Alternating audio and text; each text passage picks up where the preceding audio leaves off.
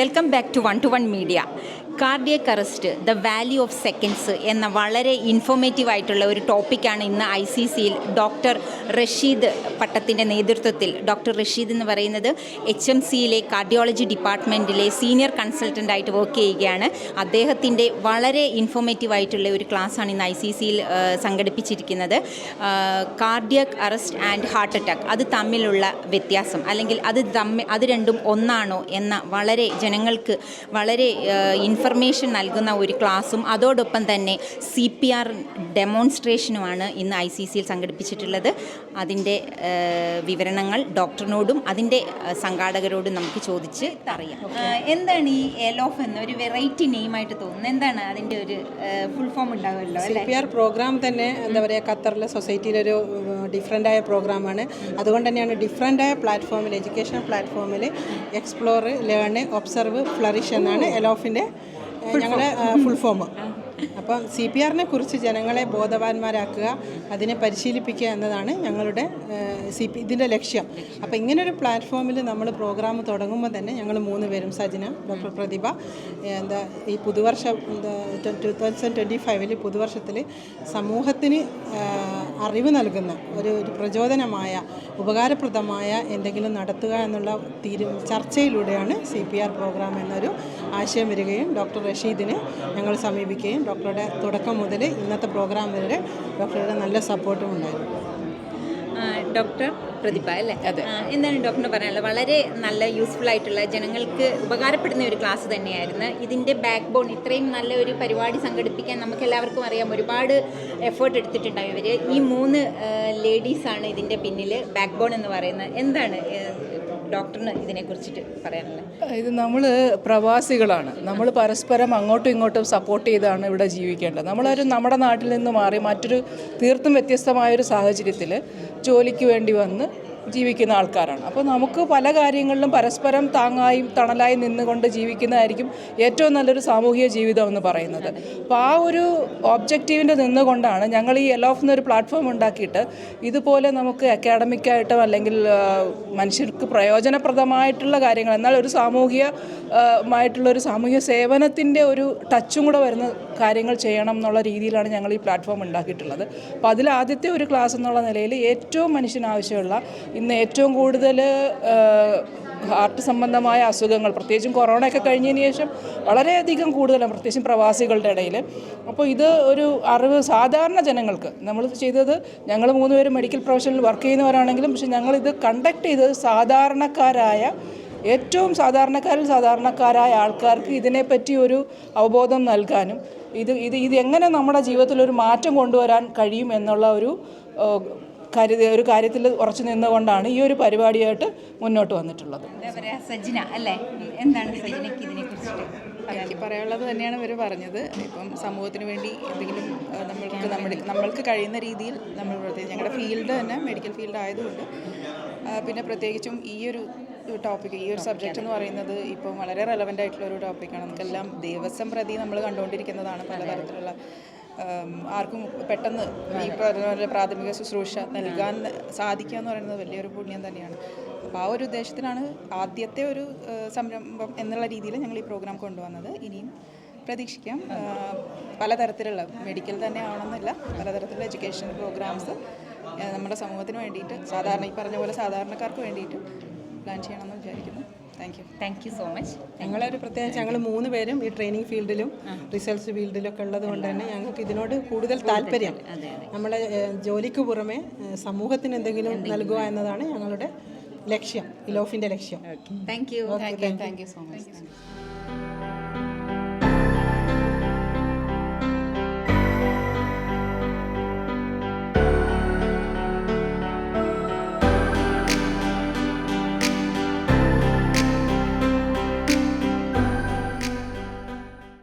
പറഞ്ഞു 83% out of hospital CPR നടക്കുന്നത് നമ്മുടെ വീടുകളിൽ തന്നെയാണ്. അപ്പോൾ നമ്മുടെ വീട്ടുകാരെ, നമ്മുടെ പ്രിയപ്പെട്ടവരെ തന്നെയാണ് പലപ്പോഴും നമ്മൾ അങ്ങനെ CPR ചെയ്യേണ്ടി വരും. അപ്പോൾ നമ്മൾ ഒരു ആളിങ്ങനെ കുഴഞ്ഞു വീണ് കിടക്കുന്നത് കണ്ടാൽ ആദ്യമായിട്ട് നമ്മൾ ചെയ്യേണ്ടത് നമ്മുടെ സേഫ്റ്റി പരിശോധിക്കുക എന്ന്. നമ്മൾ അപ്രോച്ച് സേഫ്റ്റി എന്ന് ഉദ്ദേശിക്കുന്നത് നമ്മൾ അടുത്ത ഒരു വിക്ടിം ആകാൻ പാടില്ല. ഇത് ഇലക്ട്രിക് ഷോക്കിലൊക്കെ ഇത് വളരെ പ്രധാനമാണ്. നമ്മൾ ഇലക്ട്രിക് ഷോക്കാണ് സംശയിക്കുന്നതെങ്കിൽ നമ്മൾ ഒരിക്കലും ആ മെയിൻ സ്വിച്ച് ഓഫ് ആക്കിയതിന് ശേഷം മാത്രമാണ് രോഗിയുടെ അടുത്ത് പോകുന്നത്. അപ്പോൾ റോഡ് ട്രാഫിക് ആക്സിഡന്റ് ആണെങ്കിൽ റോഡിന്റെ സൈഡിലായിരിക്കണം രോഗി. അത് ഉറപ്പുവരുത്തിയിട്ട് നമ്മളും നമ്മളെ സഹായിക്കാൻ വരുന്നവരും ഒരിക്കലും ഒരു അപകടത്തിൽപ്പെടരുത്. അതാണ് ഈ അപ്രോച്ച് സേഫ്റ്റി എന്ന് ഉദ്ദേശിക്കുന്നത്. അടുത്തതായി നമ്മൾ ഈ രോഗിക്ക് ബോധമുണ്ടോ ഇല്ലേ എന്ന് ഉറപ്പുവരുത്തുക എന്നുള്ളതാണ്. അപ്പോൾ നമ്മൾ അദ്ദേഹത്തിന്റെ റെസ്പോൺസ് നോക്കുക എന്നുള്ളത്. ഇത് ഞങ്ങൾ ഇംഗ്ലീഷിൽ ഡോക്ടേഴ്സിനും നഴ്സസിനൊക്കെ പഠിപ്പിച്ചു കൊടുക്കുമ്പോൾ ആർ യു ഓൾ റൈറ്റ് എന്നാണ് പറയുന്നത്. നമ്മളിത് മലയാളത്തിൽ എടുക്കുന്ന ക്ലാസ്സാണ്. അപ്പോൾ നമ്മൾ ഏറ്റവും കൂടുതൽ പറയുന്നത് ചേട്ടാ, ഇക്ക, ചേട്ടാ, എന്തു പറ്റി, ഇങ്ങനെയാണ് നമ്മൾ റെസ്പോൺസ് നൽകുക. അതായത് 2 ഷോൾഡറിലും മെല്ലെ തട്ടി 2 ചെവിയിലും മാറി മാറി ഇങ്ങനെ ചെയ്യരുത്. Are you all right. അപ്പോൾ ചിലപ്പോൾ ചെവി അത്ര നന്നായിട്ട് കേൾക്കാത്ത ഒരാളായിരിക്കും, ബോധം ഉണ്ടായിരിക്കും. അപ്പോൾ അത് കേൾക്കണമെന്നല്ല, എൻ്റെ ഇങ്ങനെ ഐ ഓൾ റൈറ്റ് അത്രയും നല്ല ഉച്ചത്തിൽ ഷോൾഡർ മെല്ലെ ഇങ്ങനെ കുലുക്കി 2 ചെവിയിലും മാറി മാറി ഐ ഓൾ റൈറ്റ് അല്ലെങ്കിൽ ചേട്ടാ, ഇക്ക, എന്തു പറ്റി. അപ്പോൾ കാർഡിയാക് അറസ്റ്റിലുള്ള ഒരു രോഗി ഹൃദയം സ്തംഭിച്ചിരിക്കുകയാണ്. അയാൾ ഒരിക്കലും സംസാരിക്കാൻ പോകുന്നില്ല. ഹൃദയം സ്തംഭിച്ച് ഞാൻ നേരത്തെ സൂചിപ്പിച്ച പോലെ 1.5-2 മിനിറ്റിനുള്ളിൽ നമ്മൾ അബോധാവസ്ഥയിലേക്ക് പോയിട്ടുണ്ടാവും. പക്ഷെ ഒരു ഇറിവേഴ്സിബിൾ ഡാമേജിലായിട്ടുണ്ടാവില്ല, പക്ഷെ അബോധാവസ്ഥയിലായി. അപ്പോൾ അബോധാവസ്ഥയിൽ ആയിരിക്കും ഒരു ഹൃദയസ്തംഭനമുള്ള ഒരാൾ. ഇനി ഒരു കാര്യം കൂടെയാണ് നമുക്ക് ചെയ്യേണ്ടത്, കാർഡിയാക് അറസ്റ്റ് കൺഫേം ചെയ്യണം. പക്ഷെ അതിൻ്റെ മുമ്പ് വളരെ പ്രധാനപ്പെട്ട ഒരു കാര്യം നമ്മൾ ചെയ്യണം. അതായത് ഈ രോഗി അബോധാവസ്ഥയിലാണ്. അപ്പോൾ ഒരു പ്രശ്നമുണ്ടെന്ന് നമുക്ക് ഉറപ്പായി. ഒരു പ്രശ്നമുണ്ടെങ്കിൽ ഇത് നമ്മൾ ഒറ്റയ്ക്ക് ചെയ്യാൻ പറ്റുന്ന ഒരു കാര്യമല്ല. നമുക്ക് എന്തായാലും ഒരു സഹായം വേണം. അപ്പോൾ ഇവിടെ വെച്ച് നമ്മൾ ഹെൽപ്പ് എന്ന് പറയും. അപ്പോൾ ഒരാൾ ഹെൽപ്പിന് വരും. അയാളുടെ അടുത്ത് വളരെ വ്യക്തമായിട്ട് പറയുന്നു, ഈ രോഗി റെസ്പോണ്ട് ചെയ്യുന്നില്ല, അബോധാവസ്ഥയിലാണ്, കാർഡിയാക് അറസ്റ്റ് ആണെന്നൊന്ന് ഞാനൊന്ന് നോക്കട്ടെ, ബി വിത്ത് മീ, എൻ്റെ അടുത്തുണ്ടാകും. ഹെഡ് ടിൽറ്റ് ചിൻ ലിഫ്റ്റ് എന്നൊരു ചെറിയ പ്രക്രിയ വഴി ഞാൻ രോഗി ശ്വാസം വലിക്കുന്നുണ്ടോ എന്ന് പരിശോധിക്കുകയാണ്. എന്തിനാണ് ഇങ്ങനെ ഹെഡ് ടിൽറ്റ് ചിൻ ലിഫ്റ്റ് ചെയ്യുന്നത്? നമ്മൾ അബോധാവസ്ഥയിൽ പോകുന്ന ഒരു രോഗിയുടെ നാക്ക് പിറകോട്ട് പോയി അത് കണ്ടനാളത്തിന് പൂർണ്ണമായോ ഭാഗികമായോ ബ്ലോക്ക് ചെയ്യാനുള്ള സാധ്യത. അപ്പോൾ അങ്ങനെ വന്നു കഴിഞ്ഞാൽ ശ്വാസം വലിക്കുന്ന ഒരു രോഗിയാണെങ്കിൽ ശ്വാസം വലിക്കാൻ ശ്രമിക്കുന്നുണ്ടെങ്കിലും അത് ശ്വാസകോശത്തിലേക്ക് പോകില്ല. കാരണം നാക്ക് കണ്ടനാളത്തെ ബ്ലോക്ക് ചെയ്തിരിക്കും. ഇത് വളരെ ഒരു സിമ്പിൾ പ്രക്രിയ വഴി നമുക്ക് ആ നാക്ക് പിറകോട്ട് പോയതിന് നമുക്ക് മുന്നോട്ടാക്കുവാൻ പറ്റും. അതിനാണ് നമ്മൾ ഈ ഹെഡ് ടിൽറ്റ് ചിൻ ലിഫ്റ്റ് എന്ന് പറയുന്ന കാര്യം. അതായത് ഈ തല മെല്ലെ പിറകോട്ടാക്കുക, താടി ഒരല്പം മുന്നോട്ട് പോകും. ഇങ്ങനെ ചെയ്തു കഴിഞ്ഞാൽ എയർവേ ഓപ്പണായി എന്നാണ് അർത്ഥം. നമ്മൾ നേരത്തെ സൂചിപ്പിച്ച ആ എയർവേ അത് ഓപ്പണായി, നാക്ക് മുന്നോട്ട് വരും. ഇങ്ങനെയുള്ള ഒരു പൊസിഷനിൽ രോഗി ശ്വാസം വലിക്കുന്നുണ്ടെങ്കിൽ അത് ശ്വാസകോശത്തിലേക്ക് ശരിയായിട്ട് ശ്വാസം പോകും. ഇങ്ങനെ ചെയ്തുകൊണ്ട് നമ്മൾ രോഗി ശ്വാസം വലിക്കുന്നുണ്ടോ എന്ന് നോക്കുകയും. പണ്ട് ഞങ്ങൾ പഠിപ്പിച്ചിരുന്ന ഒരു ലുക്ക്, ലിസൺ, ഫീൽ എന്ന് പറഞ്ഞൊരു രോഗിയുടെ മൂക്കിൻ്റെയും വായുടെയും അടുത്ത് നമ്മുടെ ചെവി വെക്കുന്നു. അതോടൊപ്പം തന്നെ എൻ്റെ കണ്ണ് രോഗി നെഞ്ച് ഉയരുകയും താഴുകയും ചെയ്യുന്നുണ്ടോ എന്ന് നോക്കുക. ഇപ്പോൾ നമ്മൾ രോഗിയുടെ നെഞ്ച് ഉയരുകയും താഴുകയും ചെയ്യുന്നുണ്ടോ എന്ന് നോക്കിയാൽ മതി എന്നാണ് പറയുന്നത്. അപ്പോൾ അതൊരു 10 സെക്കൻഡ് നോക്കണം.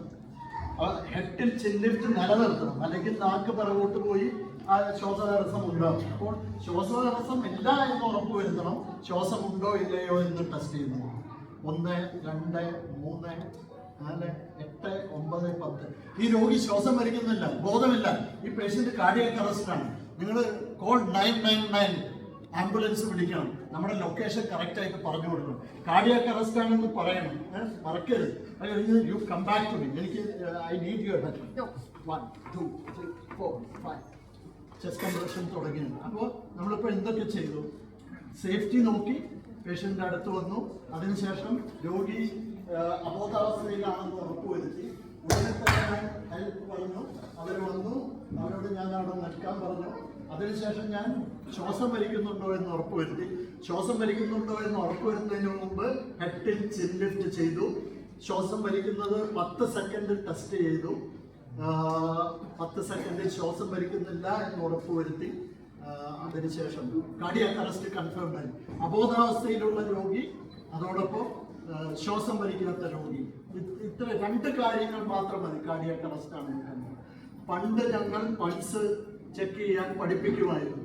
ഇപ്പോൾ അത് വേണ്ട എന്നുള്ളതാണ്. കാരണം ഏറ്റവും സീനിയർ ഡോക്ടേഴ്സിന് പോലും ആ സമയത്ത് പൾസ് ചെക്ക് ചെയ്താൽ ഉണ്ടോ ഇല്ലേ എന്നുള്ള ഒരു സംശയം തോന്നും. അത് കാരണം കൊണ്ട് പബ്ലിക്കിന്റെ അടുത്ത് ഒരിക്കലും പൾസ് ചെക്ക് ചെയ്യാൻ ഇപ്പോൾ ഞങ്ങൾ പഠിപ്പിക്കുന്നു. 2 കാര്യങ്ങൾ. രോഗി അബോധാവസ്ഥയിലാണ്, ശ്വാസം വലിക്കുന്നില്ല. കാർഡിയാക് അറസ്റ്റ് കൺഫേം പറഞ്ഞു. വളരെ ക്ലിയർ ആയിട്ടുള്ള ഇൻസ്ട്രക്ഷൻസ് ആണ്. ഇവിടെയാണെങ്കിൽ 999 ആംബുലൻസ് വിളിക്കുക. അവരുടെ അടുത്ത് കാർഡിയാക് അറസ്റ്റ് എന്ന വാക്ക് ഉപയോഗിക്കണം, അല്ലെങ്കിൽ അവർ പെട്ടെന്നൊന്നും വരില്ല.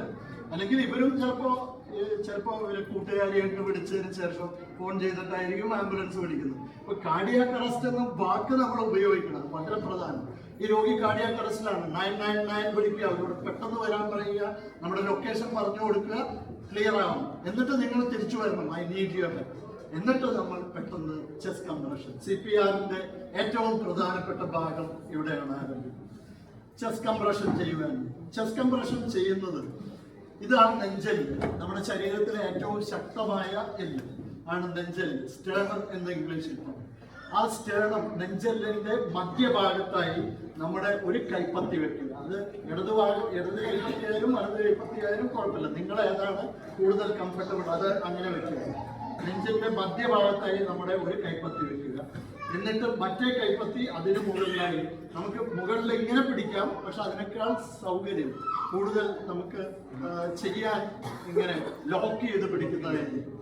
അപ്പൊ ഒരു കൈപ്പത്തി വെക്കുക, അതിന് മുകളിൽ മറ്റേ കൈപ്പത്തി വെക്കുക, അതിനുശേഷം ലോക്ക് ചെയ്ത് പിടിക്കുക. ഇനി നമ്മൾ ചെസ്റ്റ് കംപ്രഷൻ ചെയ്യുക. ചെസ്റ്റ് കംപ്രഷൻ ചെയ്യുമ്പോൾ അതിന്റെ ഫോഴ്സ് ഇമ്പോർട്ടൻ്റ് ആണ്, അതിന്റെ സ്പീഡ് ഇമ്പോർട്ടൻ്റ് ആണ്. ഇങ്ങനെ ചെയ്യും. ഫോഴ്സ് എന്ന് പറഞ്ഞു കഴിഞ്ഞാൽ നമ്മൾ ഷോൾഡർ വെച്ചാണ് നമ്മൾ ചെസ്റ്റ് കംപ്രഷൻ ചെയ്യുന്നത്. ഒരിക്കലും നമ്മുടെ എൽബോസ് വെച്ചിട്ട് ചെയ്യാൻ നോക്കരുത്. അതുപോലെ റിസ്റ്റും അധികം ഉപയോഗിക്കരുത്. അത് നമ്മൾ പെട്ടെന്ന് തടയും. എല്ലാ ഫോഴ്സും വരേണ്ടത് ഷോൾഡറിൽ നിന്നാണ്. എത്രമാത്രം ഫോഴ്സ് എന്ന് വെച്ച് കഴിഞ്ഞാൽ ഈ നെഞ്ചില് ഒരു 5-6 സെന്റിമീറ്റർ താഴുന്ന രീതിയിൽ, അതായത് ഒരു 2-2.25 ഇഞ്ച് താഴുന്ന രീതിയിലായിരിക്കണം നമ്മുടെ ഫോഴ്സ്. ഇനി അതിന്റെ സ്പീഡ്, നമ്മളിപ്പോൾ ഒരു 45 വയസ്സായ ഒരാള്, അപ്പോൾ അയാൾക്ക് നമ്മൾ ചെയ്യുമ്പോൾ ഇയാളുടെ ഹാർട്ട് ബീറ്റ് എന്ന് പറഞ്ഞാൽ നോർമലി ഞാൻ നേരത്തെ സൂചിപ്പിച്ച 60-നും 90-നും ഇടയ്ക്കും. അപ്പോൾ നമ്മൾ ചെസ്റ്റ് കംപ്രഷൻ ചെയ്യുമ്പോൾ ഏതാണ്ട് 1 മിനിറ്റിൽ 100 എന്നുള്ള രീതിയിലാണ് ചെയ്യുന്നത്. അപ്പോൾ അതിന്റെ സ്പീഡ് എങ്ങനെയായിരിക്കും? 1 2 3 4 അതായിരിക്കും സ്പീഡ്. 1 2 3 അത് കുറച്ച് സ്ലോ ആണ്, അത് ഒരു 1 per second ആണ്. 1 2 3 4 5 that is too fast. അപ്പോൾ സ്പീഡ് എന്ന് പറഞ്ഞു കഴിഞ്ഞാൽ ഞാൻ ചെയ്യാൻ പോവാണ്. 1 2 3 4 5 6 7 8 9 10 2 3 4 5 6 7 8 9 10 2 3 4 5 6 7 8 9 30. 30 ചെസ്റ്റ് കംപ്രഷൻ കഴിഞ്ഞാൽ പണ്ട് നമ്മൾ 2 മൗത്ത് ടു മൗത്ത് ബ്രീത്തിങ് ചെയ്യാൻ തുടങ്ങി. ഇപ്പോൾ ഞാൻ പറഞ്ഞല്ലോ, ഈ കാരണങ്ങൾ കൊണ്ട് നമ്മൾ ഇപ്പോൾ മൗത്ത് ടു മൗത്ത് ബ്രീത്തിങ് പുറത്തുള്ള ആളുകളെ ചെയ്യാൻ പറയുന്നുണ്ട്. പക്ഷെ ഇത് നമ്മുടെ വീട്ടിലാണ് സംഭവിക്കുന്നതെങ്കിൽ, നമ്മുടെ സ്വന്തം ആളുകളാണെങ്കിൽ നമുക്ക് എന്തായാലും ചെയ്യാം. നമുക്ക് പരിചയമില്ലാത്ത ആളുകളാണെങ്കിൽ നമ്മൾ ചെയ്യേണ്ട ആവശ്യമില്ല. ഇത് ഇൻഫെക്ഷൻ വരുന്നു എന്നുള്ളൊരു കാരണം കൊണ്ട് മാത്രമല്ല, മറ്റൊരു പ്രധാനപ്പെട്ട കാരണമുണ്ട്. കാരണം ഇതിന്റെ ഏറ്റവും പ്രധാനപ്പെട്ട കാരണം വലിയ ആളുകളിൽ ഹാർട്ട് അറ്റാക്ക് ആണ്. ഹാർട്ട് അറ്റാക്ക് സംഭവിക്കുന്ന ആ നിമിഷം വരെ രോഗിക്ക് ഓക്സിജൻ കിട്ടിക്കൊണ്ടിരിക്കുന്നു. അപ്പോൾ ഓക്സിജൻ ആദ്യത്തെ 2-3 മിനിറ്റിൽ അത്ര ഇമ്പോർട്ടൻ്റ് ആയിട്ടുള്ള കാര്യമല്ല. അതായത് രോഗിയുടെ ശരീരത്തിൽ ഓക്സിജൻ ഉണ്ട്, ഒരു 3 മിനിറ്റ് അവരുടെ കോശങ്ങൾക്ക് പ്രവർത്തിക്കാൻ ആവശ്യമായ ഓക്സിജൻ ഉണ്ട്. അപ്പോൾ ഒരു 3-4 മിനിറ്റെങ്കിലും നമുക്ക് ഈ മൗത്ത് ടു മൗത്ത് ബ്രീത്തിങ് അല്ലെങ്കിൽ ബ്രീത്തിങ് കൊടുക്കാതെ തന്നെ ചെസ്റ്റ് കംപ്രഷൻ മാത്രമായിട്ട് പോകും. എന്നാൽ അത് ചെറിയ കുട്ടികൾക്ക് അല്ലെങ്കിൽ ഈ ശ്വാസതടസ്സം ഉണ്ടായിട്ടുണ്ടാവുന്ന കാർഡിയാക് അറസ്റ്റ് ആണെങ്കിൽ അത് പറ്റില്ല. അതിനെന്തായാലും ചെയ്യണം. ചെറിയ കുട്ടികൾക്ക് എങ്ങനെ ചെയ്യേണ്ടതെന്ന് ഞാൻ കാണിച്ചു തരാം. അപ്പോൾ നമ്മൾ ഈ ചെസ്റ്റ് കംപ്രഷൻ കറക്റ്റായിട്ട് ചെയ്താൽ മതി. പക്ഷെ നമുക്ക് എത്ര നേരം ചെയ്യാൻ പറ്റും? ഒരു 2 മിനിറ്റൊക്കെ അറ്റ് സ്ട്രെച്ച്. ഞങ്ങളൊക്കെ 2 മിനിറ്റ് ചെയ്യുമ്പോഴേക്കും ശരിക്കും റിയൽ പേഷ്യൻസിന് ചെയ്യുമ്പോൾ ഒരു 2 മിനിറ്റ് ആകുമ്പോൾ തളരുമ്പോൾ നമ്മൾ ടേൺ ചെയ്യും. നമ്മളെ ഹെൽപ്പ് ചെയ്യുന്ന വേറൊരാളെ കൊണ്ട് ചെയ്യുന്നത്. അത് തന്നെയാണ് നമ്മൾ CPR ചെയ്യാൻ പറയുന്നത്. 2 മിനിറ്റ് ചെയ്യുക, അടുത്ത 2 മിനിറ്റ് വേറൊരാൾ ചെയ്യുക. അപ്പോൾ ഫോഴ്സ് ഷോൾഡറിൽ നിന്ന് വരണം, എൽബോസ് സ്ട്രെയിറ്റ് ആയിരിക്കണം, സ്പീഡ് മിനിറ്റിൽ 100 എന്നുള്ള സ്പീഡിൽ നമ്മുടെ നെഞ്ചില് 5-6 സെന്റിമീറ്റർ താഴുന്നവരെ അത് ചെയ്തുകൊണ്ടേയിരിക്കുക. അപ്പോഴേക്കും അവർ ആംബുലൻസ് വിളിച്ച് അവർ തിരിച്ചു വരും. അപ്പോൾ അവർ വന്നു കഴിഞ്ഞിട്ടുണ്ടെങ്കിൽ ഷീ ക്യാൻ ടേക്ക് ഓവർ അല്ലേ. അപ്പം ഞാനൊരു ചെയ്തുകൊണ്ടിരിക്കുകയാണ്, 1.5 മിനിറ്റ് ആയി എന്ന് വിചാരിക്കും. 1.5 മിനിറ്റായി ഞാൻ കണ്ടിന്യൂ ചെയ്യും. 1 2 3 4 5 6 7 8 9 10 1 2 3 4 5 6 7 8 9 20 2 3 4 5 6 7 8 9 30. Sister, I'm tired. Can you take over?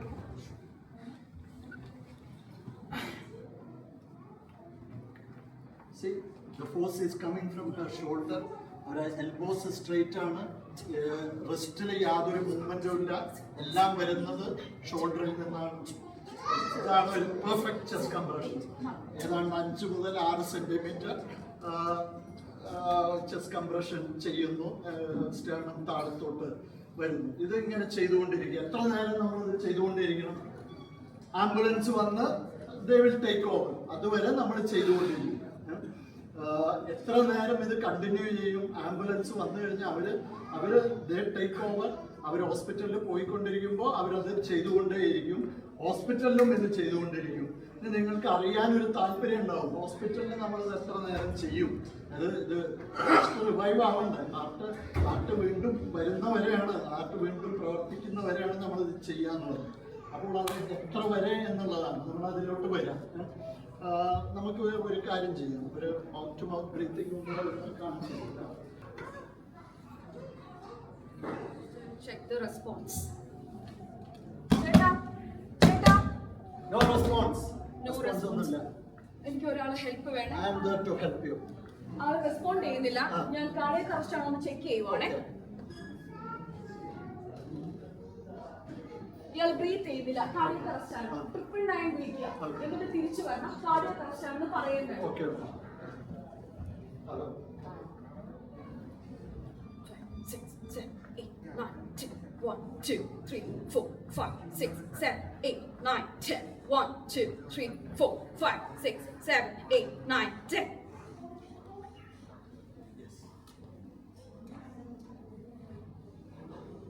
Mouth to mouth breathing. Head tiltum chin liftum maintain ചെയ്യണം.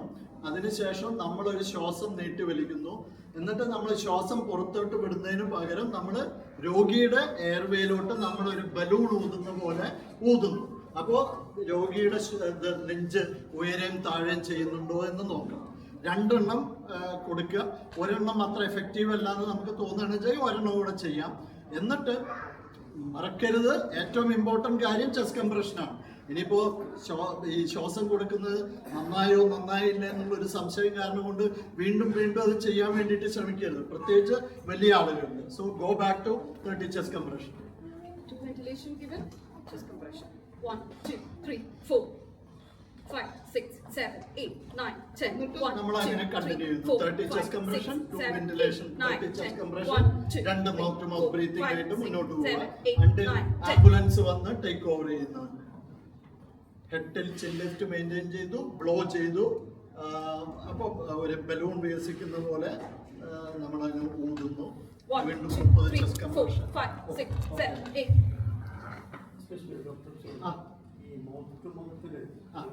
കർച്ചീഫ്, അതെ, വളരെ കട്ടിയുള്ള ഒരു സാധനമാണെങ്കിൽ എഫക്റ്റ് കിട്ടില്ല. നൈസ് ആയിട്ടുള്ള കർച്ചീഫ് ആണെങ്കിൽ ദാറ്റ് ഷുഡ് ബി ഫൈൻ. പിന്നെ ഇത് ഞാൻ നേരത്തെ സൂചിപ്പിച്ചതാണ്. ഇതിന് പറയും പോക്കറ്റ് മാസ്ക് എന്ന് പറയും. നേരിട്ട് ചെയ്യാം. നമ്മുടെ പ്രിയപ്പെട്ടവരാണ്, നമ്മുടെ വീട്ടുകാരാണെന്ന് നമുക്ക് ഡെഫിനറ്റ്ലി നേരിട്ട് ചെയ്യുന്നതാണ് ഏറ്റവും ബെസ്റ്റ്. ശരിക്കും നേരിട്ട് തന്നെയാണ് ചെയ്യേണ്ടത്. പക്ഷെ അത് നമ്മൾക്ക് അറിയുന്ന നമ്മുടെ പ്രിയപ്പെട്ടവർക്ക് മാത്രം ചെയ്താൽ മതി എന്നുള്ളതാണ്. അപ്പം അങ്ങനെ തന്നെയാണ് ഞങ്ങൾ HITCയിലും അഹമ്മദ് ഇന്റർനാഷണൽ ട്രെയിനിങ് സെന്ററിലും യൂറോപ്യൻ റെസിസ്റ്റേഷൻ കൗൺസിലൊക്കെ പറയുന്നത് അങ്ങനെയാണ്. സ്ട്രേഞ്ചേഴ്സിനെ മൗത്ത് ടു മൗത്ത് ബ്രീത്തിങ് ചെയ്യേണ്ടതാണ്. പിന്നെ ഒരു സാധനമുണ്ട്, പോക്കറ്റ് മാസ്ക് എന്നാണ് ഇതിന് പറയുന്നത്. ഇത് നമ്മളെല്ലാ ആരോഗ്യ പ്രവർത്തകരും ഇത് കയ്യിൽ അവിടെ ഡ്രസ്സിന് കൊണ്ട് നടക്കണം പുറത്ത് പോകുമ്പോൾ എന്നാണ് പറഞ്ഞത്. ഇതിങ്ങനെ കംപ്രസ് ചെയ്ത് നമുക്ക് വെക്കാം. പക്ഷെ ആരും പിടിക്കാറൊന്നുമില്ല. അപ്പോൾ ഇതുണ്ടെന്നുണ്ടെങ്കിൽ നമുക്ക് ഒരു മൗത്ത് ടു മൗത്ത് ബ്രീത്തിങ്ങിന് പകരം മൗത്ത് ടു മാസ്ക് ബ്രീത്തിങ് ചെയ്യും. ഇത് രോഗി ഇങ്ങനെ head and chest lift maintain ചെയ്യണം. ഇങ്ങനെ വെച്ചുകൊണ്ട് ഇങ്ങനെ, എന്നിട്ട് നമ്മൾ ഇങ്ങനെ ബ്ലോ ചെയ്യുക. നീട്ടി ശ്വാസം വരിക, അതിനുശേഷം ബ്ലോ ചെയ്യുക. അപ്പോൾ ഇത് ചെസ്റ്റ് റൈസ് ചെയ്യും. Pocket mask. ഇനി നമ്മൾ ആംബുലൻസ് വന്നു കഴിഞ്ഞാലും ഹോസ്പിറ്റലിൽ പോയി കഴിഞ്ഞാലും അതാണ് അഡ്വാൻസ് ലൈഫ് സപ്പോർട്ട് നമ്മൾ തമ്മിലുള്ള വ്യത്യാസം. നമ്മൾ ചെയ്യുന്നതും ഇപ്പോൾ ഡോക്ടേഴ്സ് ചെയ്യുന്നതോ അല്ലെങ്കിൽ ട്രെയിൻഡ് പേഴ്സണൽ ചെയ്യുന്ന അവരുടെ കയ്യിൽ ഒരു ബാഗ് വാൽ മാസ്ക് എന്ന് പറഞ്ഞിട്ട് ഒരു സാധനമുണ്ട്. അത് വെച്ചിട്ടാണ് നമ്മൾ ഈ ബ്രീത്തിങ് കൊടുക്കുക. അപ്പോൾ അത് അഡ്വാൻസ്ഡ് ഇതിൻ്റെ ഭാഗമാണ്. അപ്പോൾ അത് നമ്മൾ എന്തായാലും ചെയ്യില്ല. അതുകൊണ്ടാണ് ഞാൻ ആ സാധനങ്ങൾ കൊണ്ടുവരാത്തതും അത് പഠിപ്പിച്ചത്. നമ്മൾ ആ പഴയ കഥയിലെ ബുദ്ധിജീവിയുടെ അവസ്ഥയിലേക്ക് നമ്മൾ പോകരുത്. നിങ്ങൾ വേറെ ഒന്നും ആലോചിക്കേണ്ട, നല്ലൊരു ചെസ്റ്റ് കംപ്രഷൻ മാത്രം ചെയ്താൽ മതി. 20% ആയിരിക്കും സാധാരണഗതിയിൽ ഒരു നല്ലൊരു ചെസ്റ്റ് കംപ്രഷൻ ചെയ്യുമ്പോൾ. നോർമലി ഹാർട്ട് ബീറ്റ് ചെയ്യുമ്പോൾ എന്തുമാത്രം രക്തം ബ്രെയിനിലോട്ട് പോകുന്നുണ്ടോ അതിന്റെ ഒരു 25-30% ആയിരിക്കും നമ്മളൊരു ചെസ്റ്റ് കംപ്രഷൻ ചെയ്യുമ്പോൾ ബ്രെയിനിലോട്ട് പോകുന്നത്. പക്ഷെ അത് മതി. ആ ഒരു രക്തം ഒരു 5-6 മിനിറ്റ് നമ്മൾ ചെയ്യാൻ പറ്റുന്നുണ്ടെങ്കിൽ അതായിരിക്കും ഈ രോഗി പൂർണ്ണമായ ബോധാവസ്ഥയിൽ തിരിച്ചു വരുന്നത്. അതിന് ഏറ്റവും ഇമ്പോർട്ടൻ്റ് ആയിട്ടും ഒരു കാര്യം. ഇതൊക്കെ ഇപ്പോൾ നമ്മൾ ഡിസ്കസ് ചെയ്ത കാര്യങ്ങളാണ്. സ്ലൈഡ്സ് ആയിട്ട് പല പല പിക്ചേഴ്സ് മാറി. ഇനി ഇതുവരെ ഡിസ്കസ് ചെയ്യാത്തൊരു കാര്യം, അറ്റാച്ച് ഓട്ടോമാറ്റിക് എക്സ്റ്റേണൽ ഡീഫൈബ്രിലേറ്റർ. നിങ്ങൾ ഈ എയർപോർട്ടിലൊക്കെ പോകുമ്പോൾ ചിലപ്പോൾ എയർപോർട്ടിന്റെ ചില ഭാഗങ്ങളിൽ ചില ഡയറക്ഷൻ കൊടുത്തിട്ട് AED എന്നൊക്കെ പറഞ്ഞിട്ട് നിങ്ങൾ ഇത് കൊടുക്കും. AED എന്ന് പറഞ്ഞാൽ ഓട്ടോമാറ്റിക് എക്സ്റ്റേണൽ ഡീഫൈബ്രിലേറ്റർ. ഇത് ഞാൻ നേരത്തെ ഇലക്ട്രിക് ഷോക്കില് ഒരു മോണിറ്ററിൽ ഹൃദയം വരക്കുന്നു എന്ന് പറഞ്ഞാൽ ഞാൻ കാണുന്നത്. അങ്ങനത്തെ റിതം ആണ് ഈ കാർഡിയാക് അറസ്റ്റിനായിട്ട് ഉള്ള റിതമെങ്കിലും നമ്മൾ എത്ര ചെസ്റ്റ് കംപ്രഷൻ ചെയ്തിട്ടുണ്ടെങ്കിലും ഹാർട്ട് റിവൈവ് ആവാൻ പോകുന്നുണ്ട്, ഹാർട്ട് തിരിച്ചു വരാൻ പോകുന്നുണ്ട്. പക്ഷെ ചെസ്റ്റ് കംപ്രഷൻ പ്രധാനമാണ്, ബ്രെയിനിലോട്ട് ബ്ലഡ് ചെയ്യാൻ കൊടുക്കാൻ. പക്ഷെ ഹാർട്ട് റിവൈവ് ചെയ്ത് ആ ഒന്നാമത്തെ ECG പോലെ ആ രണ്ടാമത്തെ ECG വരണമെങ്കിൽ രോഗിക്ക് നമ്മൾ വേറൊരു ഷോക്ക് കൊടുക്കും. ആ ഷോക്ക് കൊടുക്കുന്ന മെഷീനാണ് ഈ ഓട്ടോമാറ്റിക് എക്സ്റ്റേണൽ ഡീഫൈബ്രിലേറ്റർ. ഇത് പണ്ട് ഡോക്ടർമാരെ മാത്രം ചെയ്യുന്ന ഒരു കാര്യമായിരുന്നു. പിന്നെ ഇത് CPR അഡ്വാൻസ് ലൈഫ് സപ്പോർട്ടിൽ പഠിച്ച ഡോക്ടേഴ്സിന്റെ കൂടെ ട്രെയിൻഡ് നഴ്സിംഗ്, ട്രെയിൻഡ് പാരാമെഡിക്സ് എല്ലാവരും പഠിക്കും. ഇന്ന് ഇത് പബ്ലിക് ഡൊമൈനിൽ പബ്ലിക്കിനും ചെയ്യാൻ പറ്റുന്ന രീതിയിലെത്തി. അതിനാണ് ഈ ഓട്ടോമാറ്റിക് എക്സ്റ്റേണൽ ഓട്ടോമാറ്റിക് വാക്കിന്റെ നിയമം. അതായത് നമ്മൾ സ്വിച്ച് ഓൺ ചെയ്ത് ആ മെഷീൻ നമ്മളോട് പറയും അടുത്തതായിട്ട് എന്താ ചെയ്യുന്നത്. 2 പാഡ്സ് ഉണ്ടാവും. ആ പാഡുകൾ ഒരെണ്ണം ഇവിടെ ഒരെണ്ണം ഇവിടെ അറ്റാച്ച് ചെയ്യും. അതും മെഷീൻ പറയും. മെഷീനിലെ പിക്ചേഴ്സ് ഉണ്ടാവും, കാണിച്ചു തരും. ഒരെണ്ണം ഇവിടെ ഒരെണ്ണം ഇവിടെ അറ്റാച്ച് ചെയ്യുക. അതിനുശേഷം ആ മെഷീൻ സ്വിച്ച് ഓൺ ചെയ്ത് കഴിഞ്ഞിട്ടുണ്ടെങ്കിൽ മെഷീൻ പറയും ഇനി എന്താ ചെയ്യേണ്ടത്. ചിലപ്പോൾ മെഷീൻ ചെസ്റ്റ് കംപ്രഷൻ കണ്ടിന്യൂ ചെയ്യാൻ പറയും. എന്നിട്ട് പെട്ടെന്ന് മെഷീൻ പറയും stop chest compression, chest compression നിർത്തൂ എന്ന് പറയും. അപ്പൊ മെഷീൻ എന്താ ചെയ്യുന്നത്? മെഷീൻ ആ മോണിറ്ററിലുള്ള ആ ECG എന്താണ് പേഷ്യന്റ് എന്താണെങ്കിൽ അടുത്തായിട്ട് മെഷീൻ പറയാന്ന് വെച്ചാൽ പ്രസ് ഷോക്ക് ബട്ടൺ എന്നാണ്. അത് അറ്റാച്ച് ചെയ്തു. അറ്റാച്ച് ചെയ്തതിനു ശേഷം നമ്മൾ സ്വിച്ച് ഓൺ ചെയ്തു. മെഷീൻ പറയുന്ന കാര്യം ചെയ്തു. എന്നിട്ട് മെഷീൻ കണ്ടുപിടിച്ചിട്ടുള്ളത് ഇങ്ങനെയുള്ള മൃതമാണെങ്കിൽ മെഷീൻ പറയും അടുത്ത deliver shock, press shock button. അപ്പൊ ഷോക്ക് കൊടുക്കുന്നതിന് മുമ്പ് ആ ഷോക്ക് ബട്ടൺ പ്രസ് ചെയ്യുന്ന ആള് കൂടുതൽ ആരെങ്കിലും എന്താണെന്ന് വെച്ചാൽ അവരുടെ അടുത്ത് പറയണം, I'm going to shock the patient, ഞാൻ പേഷ്യന്റിനെ ഷോക്ക് ചെയ്യാൻ പോകുന്നു, നിങ്ങളെല്ലാം മാറി നിൽക്കണം. അത് വളരെ പോകുന്നതാണ്, അല്ലെങ്കിൽ നമുക്കൊരു ഷോക്ക് കിട്ടും. അതാണ് അവര് പറയുന്നത്.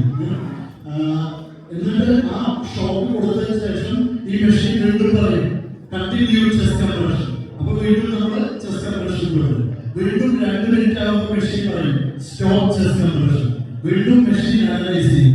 എന്നിട്ട് ആ വെള്ളി ട്രാൻസ്ഫോർമേഷൻ തന്നെയാണെന്നുണ്ടെങ്കിൽ വീണ്ടും പറയും പ്രസ് ഷോപ്പ് ബട്ടൺ. അതിങ്ങനെ തുടർന്നുകൊണ്ടേയിരിക്കും. അതാണ് automatic external defibrillator. Automatic external defibrillator has revolutionised the practice of CPR. ഇത് പബ്ലിക്കലി ഒരു പ്രശ്നമല്ല. അതായത് നമ്മൾ ഈ രണ്ട് പാഡ്സും അറ്റാച്ച് ചെയ്ത് ഈ മെഷീൻ സ്വിച്ച് ഓൺ ചെയ്യുന്നതാണ്. ഇന്ന് ശരിക്കും നിയമപ്രകാരം 30 പേര് ജോലി ചെയ്യുന്ന ഏതൊരു വർക്ക് പ്ലേസ് ഉണ്ടെങ്കിലും അവിടെ ഒരു ഓട്ടോമാറ്റിക് എക്സ്റ്റേണൽ ഡിഫൈബ്രിലേറ്റർ വേണമെന്നാണ്.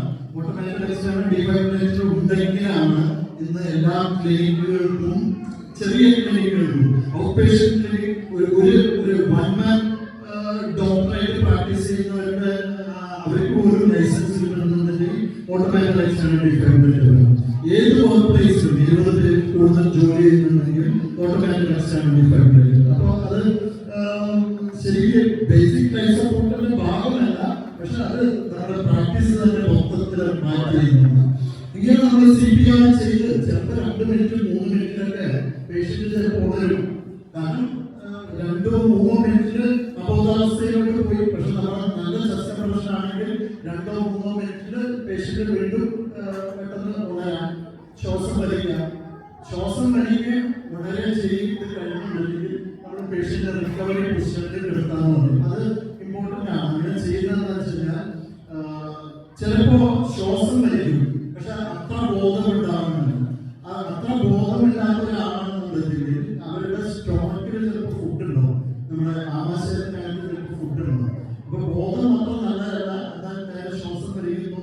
അങ്ങനെ ഒരു രോഗിനെ നമ്മൾ വെറുതെ മാറ്റി കിടത്തി കഴിഞ്ഞാൽ ചിലപ്പോ രോഗി ഛർദ്ദിച്ച് ആ ഫുഡ് നമ്മുടെ തൊണ്ടയിൽ വരും. തൊണ്ടയിൽ നിന്ന് കണ്ടനാളം വഴി ശ്വാസകോശത്തിലേക്ക് പോകും.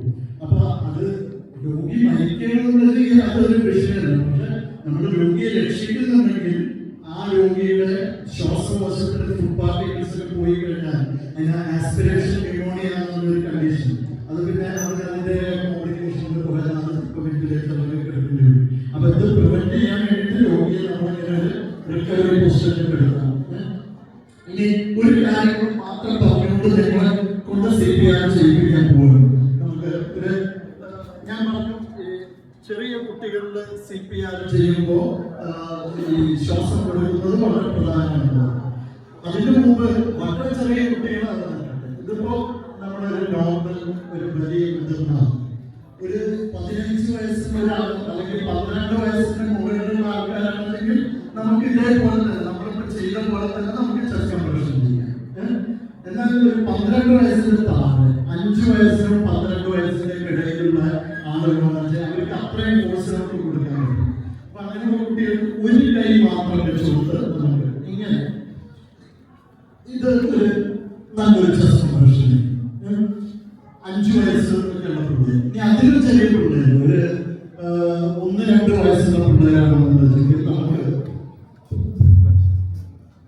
ഇങ്ങനെ ചെസ്റ്റ് കംപ്രഷൻ, ഇങ്ങനെ ചെസ്റ്റ് കംപ്രഷൻ. ഇനി അതിലും ചെറിയ കുട്ടി ഒരു 6 മാസം ഒക്കെയുള്ള കുട്ടി, ഇതുപോലും കൂടുതൽ ഫോഴ്സ് ആണെന്ന് നമുക്ക് തോന്നണമെങ്കിൽ ഒരു തള്ളവിരൽ മാത്രം വെച്ചുകൊണ്ട് 1 2 3 4 5 ഇങ്ങനെ ചെയ്യാം. ഒരു തമ്പ് മാത്രം വെച്ചുകൊണ്ട് ഇങ്ങനെ ചെയ്യും. വളരെ ചെറിയ 1 മാസം 2 മാസം 3 മാസമൊക്കെ ഉള്ളത്. പക്ഷെ ഈ 1 മാസം 1 വയസ്സിന്റെ താഴെയുള്ള കുട്ടികളാണെന്ന് വെച്ചെങ്കിൽ നമ്മൾ ചെയ്യുന്ന ചെസ്റ്റ് കംപ്രഷൻ ഫാസ്റ്റർ ആയിരിക്കും. കാരണം കുട്ടികളുടെ ഹാർട്ട് ബീറ്റ് ഫാസ്റ്റ് ആണ്, 120 130 ഒക്കെയാണ്. അപ്പൊ നമ്മളൊരു 140 സ്പീഡിലൊക്കെയാണ് ഇത് ചെയ്യുന്നത്. 1 2 3 4 5 6 7 8 9 10. അപ്പൊ ഇത് കുട്ടികൾക്ക് നമ്മൾ CPR ചെയ്യുമ്പോൾ എങ്ങനെയാണ്? വളരെ ചെറിയൊരു കുട്ടിയാണെന്ന് വിചാരിക്കും. Baby no response, help help, just wait for me. Is it breathing? Breathing. Okay. Baby is in cardiac arrest. Please hold 999. You come back to me fast. Tell our location correctly. 5 തവണ ചെയ്തു. 2 3 4 5 6 7 8 9 10. 1 2 3 4 5 6 8 9 20. 1 2 3 4 5 6 7 8 9 30. 1 2 3 4 5 6 7 8 9 10. 1 2 3 4 5 6 7 8 9 20. 3 4 5 6 7 8 9 30. കുട്ടികൾക്ക് ശ്വാസതടസ്സം കാരണം കൊണ്ടായിരിക്കും മിക്കവാറും cardiac arrest ഉണ്ടായിട്ടുണ്ടാവും. അപ്പോൾ അവർക്ക് ആദ്യം 5 റെസ്ക്യൂ ബ്രത്ത് കൊടുത്തിട്ട് വേണം നമ്മൾ ചെസ്റ്റ് കംപ്രഷൻ ചെയ്യാൻ. പിന്നെ 30 ചെസ്റ്റ് കംപ്രഷനും 2 ബ്രീത്തിങ്, 30 ചെസ്റ്റ് കംപ്രഷൻ 2 ബ്രീത്തിങ്. പക്ഷെ വലിയ ആളുകൾ നമ്മുടെ മൗത്ത് ടു മൗത്ത് ബ്രീത്തിങ്ങിനെ കുറിച്ച് അങ്ങ് മറക്കുക, ചെസ്റ്റ് കംപ്രഷൻ നന്നായിട്ട് ചെയ്താൽ മതി. അതാണ് യൂറോപ്യൻ റെസിസ്റ്റേഷൻ കൗൺസിലും ഇപ്പോൾ പറയുന്നത്.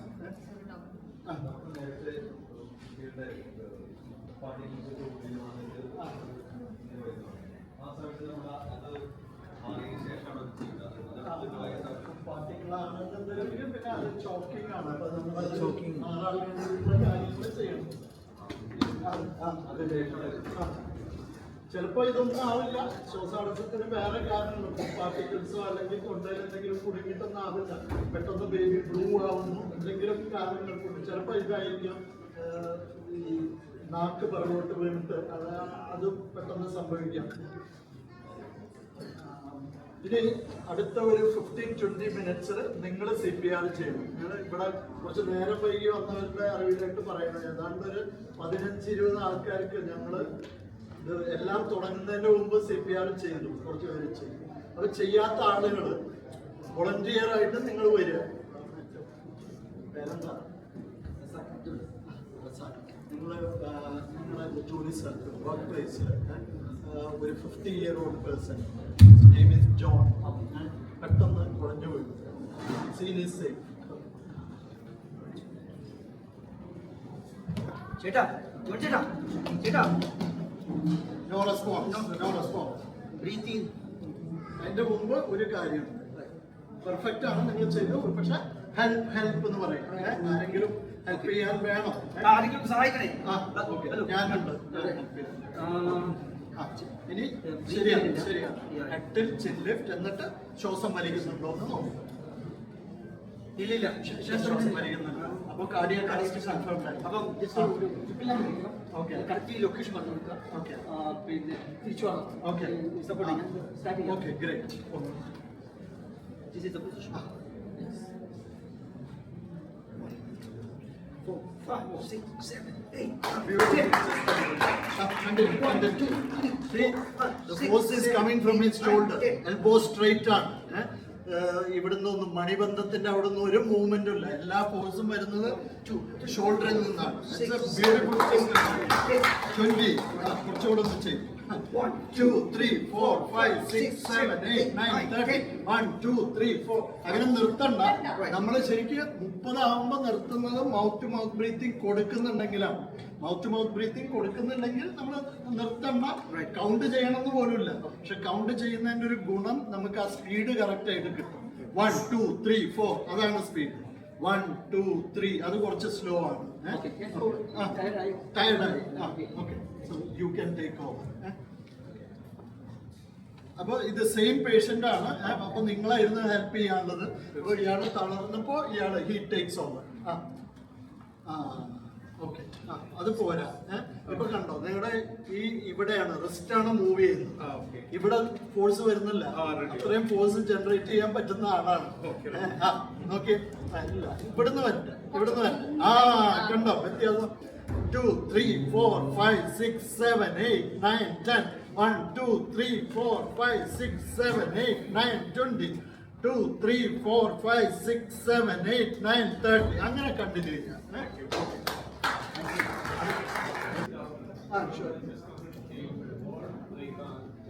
ഓക്കെ, ഇതും ഞങ്ങൾ നേരത്തെ ഡിസ്കസ് ചെയ്താണ്.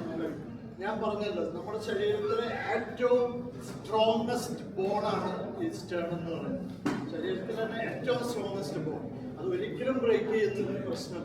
പക്ഷെ വേറൊരു സാധനം, ഈ സ്റ്റേർണത്തിന്റെ 2 സൈഡിലായിട്ട് വാരിയെല്ലുകളുണ്ട്. വാരിയെല്ല് എന്ന് പറഞ്ഞു കഴിഞ്ഞാൽ ശരിക്കും ബോൺ പോലും അല്ല, കാർട്ടിലേജ് ആണ്. അത്ര സ്ട്രോങ് അല്ല. കാർട്ടിലേജുകളൊക്കെ ബ്രേക്ക് ചെയ്യാം. ഞങ്ങൾ ഇഷ്ടം പോലെ കാർട്ടിലേജുകൾ ബ്രേക്ക് ചെയ്തിട്ടുണ്ട് ശരിക്കുള്ള രോഗികളിൽ CPR ചെയ്യുന്നത്. പക്ഷെ നമ്മളത് ഒരിക്കലും നമ്മൾ മൈൻഡ് ചെയ്യേണ്ട കാര്യമില്ല. CPR സമയത്ത് കാർട്ടിലേജ് ബ്രേക്ക് ചെയ്താലും ഈ റിബ്സ് ബ്രേക്ക് ചെയ്താലും അത് വീണ്ടും കൂടിച്ചേരും. പിന്നെ നമ്മൾ രക്ഷിക്കാൻ പോകുന്നത് ഒരു രോഗിയാണ്, ഒരു മനുഷ്യനാണ്. അപ്പൊ അവിടെ 1-2 റിബ്സ് ഈ വാരിയല് ഫ്രാക്ചർ ആയാൽ പോലും അതൊരു വിഷയമല്ല. നമ്മൾ ഈ ചെസ്റ്റ് കംപ്രഷൻ ചെയ്യുമ്പോൾ എന്താ സംഭവിക്കുന്നത് വെച്ച് കഴിഞ്ഞാൽ നമ്മുടെ മുന്നില് നെഞ്ചൽ, പിറകില് സ്പൈൻ, നമ്മൾ വെർട്ടബ്ര എന്ന് പറയുന്നത്, മുന്നില് നെഞ്ചല്, പിറകില് സ്പൈൻ, ഇതിനെ രണ്ടിനെയും ബന്ധിപ്പിച്ചുകൊണ്ട് വാരിയല്. അപ്പൊ ഈ നെഞ്ചിൻ കൂട് ഒരു സ്കെലക്ടർ കൊണ്ട് ഉണ്ടാക്കിയിട്ടുള്ളതാണ്. മുന്നില് നെഞ്ചല്, പിറകില് ഈ ഇത് വെർട്ടബ്ര, രണ്ട് സൈഡിലും റിബ്സ്, ഇതിന്റെ ഉള്ളിൽ റിബ്സും അതിനെ ബന്ധിപ്പിക്കുന്ന ഒരു കോസ്റ്റൽ കാർട്ടിലേജ്. ഇതിന്റെ ഉള്ളിലാണ് നമ്മുടെ ഹാർട്ടും നമ്മൾ നേരത്തെ പഠിച്ചതാണ് ശ്വാസകോശങ്ങളും ഉള്ളത്. അപ്പോ നമ്മൾ ചെസ്റ്റ് കംപ്രഷൻ ചെയ്യുമ്പോൾ ഈ ചെസ്റ്റ് വോളിന്റെ അകത്തെ പ്രഷർ കൂടും. ചെസ്റ്റ് വോളിന്റെ അകത്തെ പ്രഷർ, ഈ നെഞ്ചിൻ കൂടിന്റെ അകത്തെ പ്രഷർ കൂടും. അത് കൂടുമ്പോൾ ഹാർട്ടിന്റെ അകത്തും പ്രഷർ കൂടും. ഹാർട്ടിന്റെ അകത്ത് പ്രഷർ കൂടും. ആ പ്രഷർ അങ്ങനെ ഒരേപോലെ ജനറേറ്റ് ചെയ്യുമ്പോഴാണ് നമുക്ക് ആ ഫോഴ്സ് ഉള്ളിലേക്ക് കൊടുക്കുമ്പോൾ ബ്ലഡ് പുറത്തേക്ക് പോകുന്നു. പിന്നെ ഫോഴ്സ് കൊടുക്കാതിരിക്കുമ്പോൾ വീണ്ടും ബ്ലഡ് ഹാർട്ടിലോട്ട് വരുന്നു. വീണ്ടും ഫോഴ്സ് കൊടുക്കുന്നു, ബ്ലഡ് പുറത്തോട്ട് പോകുന്നു. അങ്ങനെ. അപ്പൊ അടുത്ത കിട്ടിയില്ലേ ഉത്തരം? ശരിയാണ്. അടുത്ത ആളുകൾ വരും വേഗം.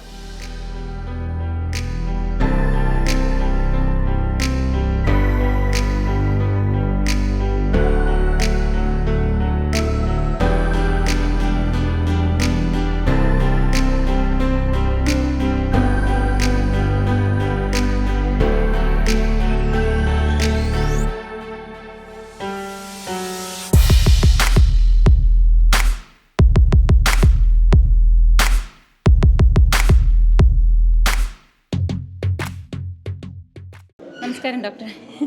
എലോഫിൻ്റെ അണ്ടറിൽ ഇന്ന് വളരെ വ്യത്യസ്തമായ, എല്ലാവർക്കും ജനങ്ങൾക്ക് വളരെ എന്താ പറയുക ഇൻഫോർമേറ്റീവ് ആയിട്ടുള്ള ഒരു ക്ലാസ്സാണ് ഡോക്ടർ എടുത്തത്. അത് എല്ലാവർക്കും വളരെ ഉപകാരപ്രദമായെന്ന് ഇന്നത്തെ ഈ സെക്ഷനിൽ നിന്ന് മനസ്സിലായി. എന്താണ് ഡോക്ടറിനെ കുറിച്ചിട്ട് പറയാനുള്ളത്? നമസ്കാരം. 3 വനിതകൾ, നമ്മുടെ പ്രതിഭ, നസീഹ, സജ്ന, അവർ വിഭാവനം ചെയ്ത് കൂടിയാലോചിച്ച് അവർ സംഘടിപ്പിക്കുകയും എക്സിക്യൂട്ട് ചെയ്യുകയും ചെയ്ത ഒരു പരിപാടി എന്നത് തന്നെയാണ് ഇന്നത്തെ പരിപാടിയുടെ ഏറ്റവും വലിയ യുണീക്കായിട്ടുള്ള ഒരു കാര്യം. തീർച്ചയായും അവരെക്കുറിച്ച് ഒരുപാട് അഭിമാനം തോന്നുന്നു. ഇത് ശരിക്കും ഇവിടുത്തെ ഏറ്റവും വലിയ സാമൂഹിക സാംസ്കാരിക സംഘടനകൾ ചെയ്യേണ്ട ഒരു പരിപാടിയാണ്. അവർ ഇങ്ങനെ ഒരു പരിപാടി ചെയ്തിട്ടില്ല എന്ന് ഞാൻ പറയുന്നില്ല, പക്ഷേ ഒരിക്കലും ഫോക്കസ്ഡായിട്ട് പ്രയോറിറ്റൈസ് ചെയ്തിട്ട്, അതായത് CPRന് വേണ്ടി മാത്രമായിട്ട് അവരൊരു ദിവസം നീക്കി വെച്ചിട്ടുള്ള ഒരു സംഭവം ഉണ്ടായിട്ടില്ല. അപ്പോൾ CPRന് വേണ്ടി മാത്രം ഇങ്ങനെ ഒരു സന്ധ്യ പ്രയോറിറ്റൈസ് ചെയ്ത് ഫോക്കസ് ചെയ്ത് അങ്ങനെ ഒരു കാര്യം ചെയ്യാൻ തയ്യാറായിട്ട് ഇങ്ങനെ ഇവർ 3 പേര് വന്നു എന്നുള്ളത് തന്നെയാണ് ഇന്നത്തെ ഒരു പ്രോഗ്രാമിൻ്റെ ഏറ്റവും വലിയ ഒരു ഹൈലൈറ്റ് എന്ന് പറയുന്നത്. ഹൃദയാഘാതം, ഹൃദയസ്തംഭനം രണ്ടും ഒന്നാണ് എന്ന് വിചാരിക്കുന്ന ഒരുപാട് ആളുകളുണ്ട്. അപ്പോൾ ഹൃദയസ്തംഭനം എന്ന് പറഞ്ഞു കഴിഞ്ഞാൽ അത് മരണം തന്നെയാണെന്നും, മരണം സംഭവിക്കാതിരിക്കണമെങ്കിൽ പെട്ടെന്ന് തന്നെ നമ്മൾ ഹൃദയം വീണ്ടും പ്രവർത്തിപ്പിക്കണം. അപ്പോൾ ആ ജീവിതവും മരണവും തമ്മിൽ വേർതിരിക്കുന്ന ആ നേർത്ത നൂൽപ്പാലത്തിലൂടെ സഞ്ചരിച്ചു കൊണ്ടിരിക്കുമ്പോൾ സാധാരണക്കാരായ മനുഷ്യർക്ക് ചെയ്യാൻ കഴിയുന്ന കാര്യങ്ങൾ അത് വളരെ ലളിതമായി അവർക്ക് പഠിപ്പിച്ചു കൊടുക്കുക എന്നുള്ളതാണ് നമ്മൾ ഇതുകൊണ്ട് ഉദ്ദേശിച്ചത്. അതിൽ വിജയിച്ചു എന്ന് തന്നെയാണ് ഞങ്ങൾ പ്രതീക്ഷിക്കുന്നത്. ഡെമോൺസ്ട്രേഷൻ ക്ലാസ് വളരെ എല്ലാവർക്കും ഉപകരിച്ചു. ഒരുപാട് ആൾക്കാർക്ക് അറിയാത്തത് അറിയാൻ പറ്റിയല്ലോ, എങ്ങനെയാണ് ആ ഒരു CPR ചെയ്യേണ്ടതും എന്നുള്ളതും ഒക്കെ. സിസ്റ്റർ 12 വർഷമായിട്ട് ഈ ഫീൽഡിലുണ്ടായിരുന്ന ഒരാളായതുകൊണ്ട് അതിൻ്റെ ഒരു ഇമ്പോർട്ടൻസ്, അതായത് സാധാരണക്കാരൻ ആരോഗ്യരംഗത്ത് എന്തെങ്കിലും ഒരു കാര്യം അറിയണമെന്നുണ്ടെങ്കിൽ അത് CPR ആണ്. Thank you so thank you so much.